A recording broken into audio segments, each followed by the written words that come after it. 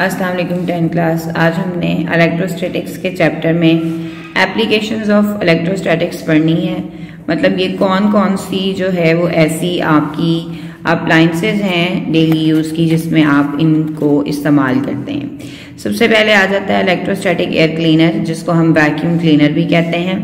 इसके अंदर ये जो है वो स्ट्रेटजी चलती है इलेक्ट्रोस्टैटिक्स की कि आपका जो कारपेट एरियाज होते हैं, जो घरों में आप लोगों ने कारपेट बिछाए होते हैं, उसमें जो है वो बहुत ज़्यादा जो है वो डस्ट और पोलन वगैरह के पार्टिकल्स एटमॉस्फेयर की वजह से एंटर हो जाते हैं, जिनको निकालना जो होता है वो बड़ा ज़रूरी होता है, क्योंकि अगर वो ना निकालें तो उसके वजह से जो है वो बहुत ज़्यादा जो लोग हैं उन्हें एलर्जी को सफ़र करना पड़ता है बहुत ज़्यादा, कि एलर्जी प्रॉब्लम्स हो जाते हैं। उसमें पाँव में या जो है वो बॉडी में एलर्जी भी शामिल है और आपकी जो है वो एस्थमा टाइप प्रॉब्लम भी शामिल है उसमें। ठीक है, तो इसमें ये होता है इलेक्ट्रोस्टैटिक एयर क्लीनर में या वैक्यूम क्लीनर में कि जब हम इसे ऑन करते हैं तो इसके अंदर कुछ ऐसे मटेरियल्स लगे होते हैं जो कि उस इक्विपमेंट के अंदर चार्ज प्रोड्यूस करते हैं, और जब हम इसे कारपेट पर चलाते हैं ऑन करके तो कारपेट में भी जो मटेरियल्स होते हैं वो भी चार्ज हो जाते हैं।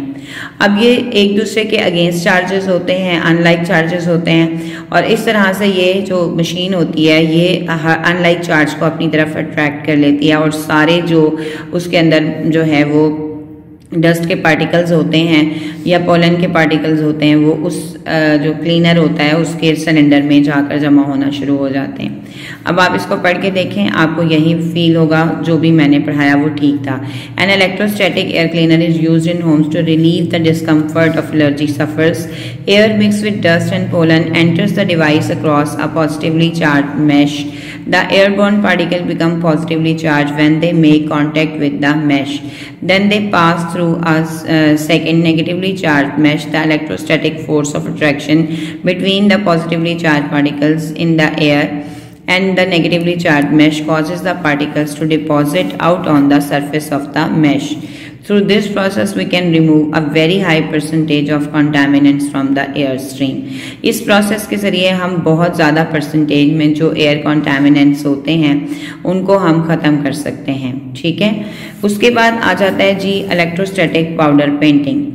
ये पाउडर पेंटिंग का जो तरीका है ये कार्स पर ऑटोमोबाइल्स मैन्युफैक्चरर्स कंपनीज जो हैं कार्स पर पेंटिंग करने के लिए यूज़ करती हैं। जब आप कोई 0 मीटर कार जो है वो लेते हैं तो उस पर ये किस तरह से जो है वो पेंटिंग होती है कि आप कार को की जो बॉडी होती है वो क्योंकि मेटल की होती है उसको चार्ज कर लेते हैं, और ये जो स्प्रे गन होती है इसके आगे एक नोजल लगी होती है, इसको भी चार्ज कर लेते हैं। अगर बॉडी जो है वो नेगेटिवली चार्ज है तो स्प्रे गन जो होती है वो पॉजिटिवली चार्ज होती है, और स्प्रे गन से जो है वो जब पेंट निकलता है तो ये दोनों चार्जेस एक दूसरे को अट्रैक्ट करते हैं और यहाँ पर जाकर पूरे जो चार्जेस होते हैं वो इसके साथ जो है वो स्टिक हो जाते हैं। ठीक है, automobile manufacturers use static electricity to paint new cars. The body of a car is charged and then the paint is given the opposite charge by charging the nozzle of the sprayer.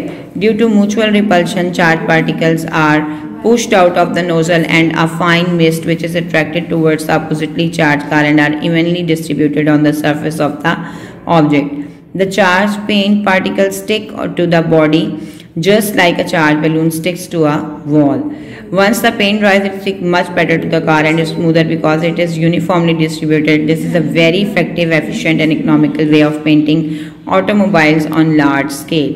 Large scale पर जो है वो 0 metre गाड़ियाँ जो हैं उनको paint करने का ये बहुत ही इफेक्टिव, एफिशिएंट और इकोनॉमिकल वे है। आपने इसको याद रखना है, इसको याद करना है और समझ कर याद करना है, रट्टा नहीं लगाना। ये काम आपसे मैंने कल जो है वो आपसे लेना है।